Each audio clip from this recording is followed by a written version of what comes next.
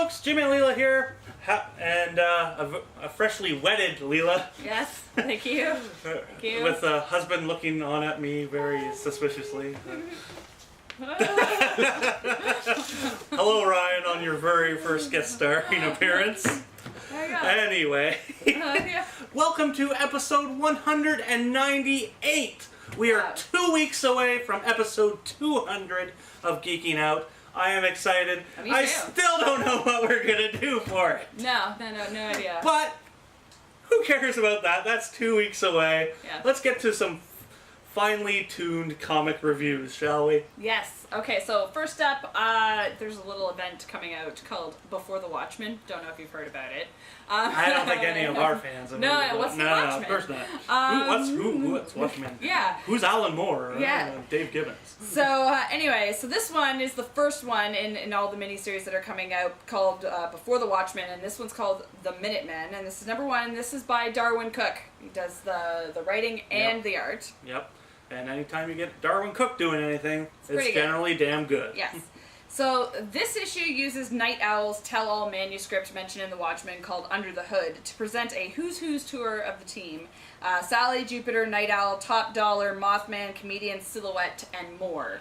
Now, while some of the characters get a page or more, others don't, so it's sort of uneven. And this book does kind of presume that you are at least a little bit familiar with the source material, like with The Watchmen. Well, I would certainly hope that people would be. Yeah, like if you've only watched the movie, you can still read this. You don't have to have read, like, the trade paperback or anything like that.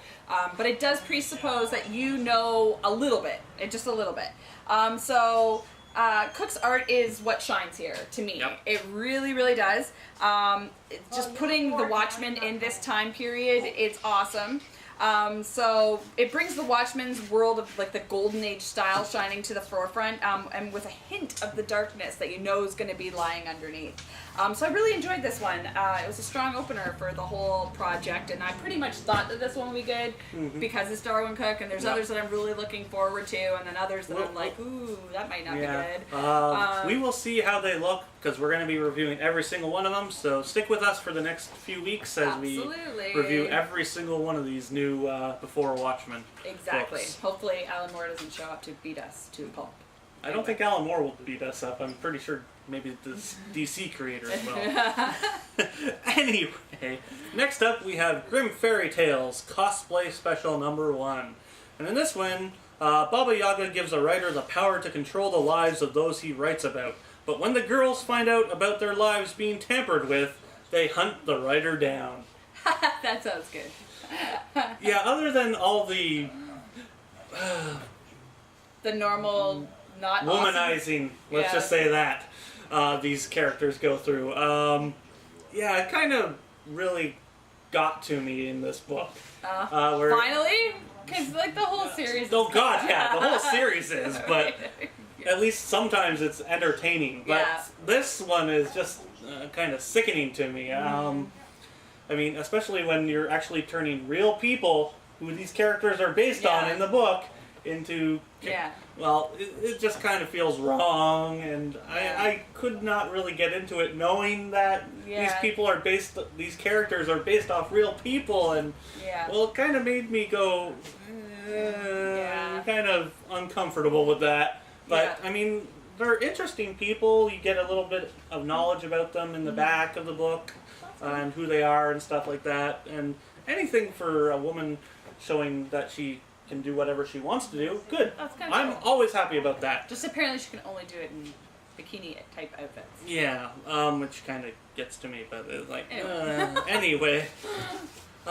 This is your standard Grimm Fairy Tale story. The story is pretty mad. The art is always as always nice, but I really can't support something like this that just has such overtones. And as much as I've enjoyed some of the Grimm Fairy Tale stuff, I just did not enjoy this at all. So there's some weird line that unless you're a really big fan of Grimm Fairy Tales, I suggest skipping this one. Alright, Next up, I've got Spawn, number 220, and this is by Todd McFarlane. Only probably like 2 years late. Yay! This is by Todd McFarlane, who does the writing, and the art is by, I'm sorry if I say this wrong because it's weird, but I think it's Simon Kudranski. Anyways, so in this one, which helps celebrate like the 20th anniversary of Spawn, that's where we're at. Somehow still going. Yeah, we're after 20 still years. going. So, in this one, Jim Downing continues to try to unravel the mystery of his past and reveal the manipulating forces beyond his control. With parts of his past finally coming into focus, Jim embraces the full might of his hellborn powers. Phase 1, rebuild Rat City into a vibrant, prosperous community. Okay, so McFarlane's story is pretty dense, epic, consuming. It's actually pretty awesome, and it hurts me to say it. Yeah, that must hurt. Yeah, but I really hate the art here. I really, really do, especially when it's juxtaposed against all the other Spawn art that's been so awesome through the years. I really don't like the art, and then it looks even worse in the choices that they made in the layouts in certain pages. So it looks like a rush job? I don't know if it says rushed. I think it maybe is a personal choice that I don't appreciate. It's just a style that I didn't enjoy at all. And Spawn is really cool to look at, and it's hard when everything is in like deep, deep shadow. Like everything is so dark and muddled that you're like, what is going on in that page? And it's even worse when the layouts are all over the place. So it just wasn't. I wasn't a fan of that. I don't know. So maybe that's not so much the art, maybe the inker destroyed it. Maybe I need to see the pencils before then. I'm not sure. But, other than that, I thought the story was pretty good for, an epic 220. It was very interesting. Nothing's really resolved, and of course there's the, you gotta tune in next month kind of thing.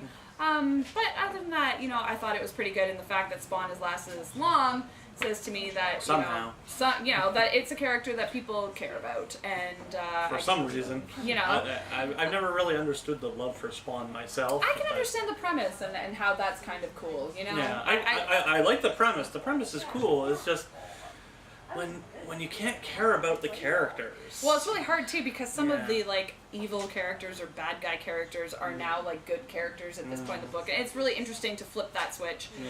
So I think some people are enjoying that too. But there you have it. Number 220 was it's just okay for me.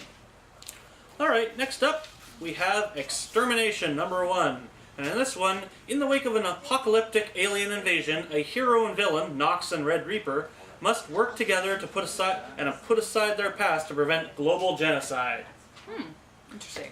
Okay, so this one, you basically have a hero and a villain having to team together to fight off an alien invasion. But the aliens have mind control powers, which is the one of the strengths of the Red Reaper, who's the villain character. So is he really working with the good guys? The good guy totally screwed. No, well, they are very, very violent with each other. They do not like each other much, but they have to work together to really make sure that the aliens don't win. Interesting. So there is that aspect to it, and I really like it because the characters, you learn about their past and everything, and how they met and everything, and how the alien invasion started. Which is really, really intriguing. Yeah. And it's another one of those like dollar preview things. It's $1. So. No, actually, it's a full story. Yeah. So cool. For $1, wow, you can't go wrong. This is actually a really interesting take on the alien invasion story, but with superheroes. That's so cool. Yeah, I actually had a lot of fun with this, and the art's pretty nice too. The character is the hero. Nox is basically your standard Batman type hero. Okay. So he will not kill. Interesting. Whereas Red Reaper is like, why aren't you killing these things? These things are killing humanity. Why aren't you killing them? Interesting. And finally, at the end of the book, he basically, Nox basically snaps when he sees an alien killing a little girl. Cool. So, yeah. Not the girl part, but the... Not the... Yeah, but fantastic story all overall. I really enjoyed it, and that's saying a lot because I'm not big on the superhero stuff, but adding an alien invasion and mind powers and everything, it seems to work for me. So I really enjoyed this. check this one out. It's only $1, so you can't go wrong. Alright, and last for me is the Mighty Thor Annual #1. Now, this is in this Mighty one-shot, all of the events are prior to Mighty Thor #1. So it's a big rewind to, a year ago, basically, before the whole series started, which is kind of cool. And they accomplish a lot in this one. So in this story, Oblivion and Scryer clash over the fate of all life. And Thor, Galactus, and Silver Surfer are drawn into a chess game that has lasted millennia. I loved it! It was so good. There's like multiple pages that I was like, ooh, oh my god, that's so cool. It's just really good, and I don't want to say too much about the plot because then you just wreck some of it for people who want to read it. But I just will say that it is a kick-ass one-shot. You get to read a huge epic story in one book, and if you love any cosmic characters from the Marvel Universe, then you have to read this. If you don't really dig the cosmic characters at all, it might be kind of weird for you, and you'd be like, well, how does Thor fit into this? But it does. It works. So I have nothing bad to say about it. It had great art by Richard Elson. Really enjoyed it, and the story by J.M. DeMatteis is good. So if you haven't read a Thor book before and you want to give something a shot, I don't think you have to really have any prior knowledge in this. It sort of picks up from events where, like, after Asgard had crashed to Earth, and it sort of picks up there. That's where we are. It is really cool. So pick this one up if you get a chance. It was a great read. All right, and last and certainly not least this week is Creator-Owned Heroes #1, which features 2 stories, American Muscle and Trigger Girl. And in American Muscle, the world ended a long time ago. Now Chloe, Gil, and a gang of rebels have escaped the last human stronghold and are searching for paradise, but only finding horror in post-apocalyptic America. Sounds like Steve Niles. Yep. Very much so. Well, in Trigger Girl 6, the 6th in a series of genetically modified assassins sets her sights on the ultimate target. But what happens when an assassin takes an interest in her target and uncovers a conspiracy that could change the fate of the human race? Ooh. And that's Jimmy Palmiotti? Yeah. Believe so, yep. But, alright, so this is an interesting book. The concept of which is just story-wise, it's fantastic. Yeah. Both stories are really well done. Where this book really sadly suffers, though, is in the art department. For both stories? Especially American Muscle. Yeah, okay. But Trigger Girl 6 has okay art. It actually has a few beautiful looking, really nice panels, but overall the book kind of suffers due to the art. Yeah. And that's kind of sad, because when you have such a great creative team working on it, it's kind of sad to say. But, again, the stories are fantastic. Yeah. If anything, at least read this book for the stories. They are a lot of fun, but sadly the art really kind of suffers, and it just kind of makes the whole thing a muddled mess. So what's the idea between creator-owned, like the creator-owned heroes? Like, is it always going to be the same sets of stories? Are they going to feature different stories each month, or no, it's continuing off into the next month. So I think they might add a new story every now and then, but the first. Because I know Image is pushing that whole, Image is the place to go if you are a creator of something and you want to do your own book and give that a shot, unlike going to like Marvel or DC and having to be in their superhero box. Yeah, right? I mean, as Image has always been creator-owned. Yes, it's nothing new. It's nothing new. It's just a tagline they're putting on it now. Basically a tagline for a new book they're doing. But, it's an interesting concept.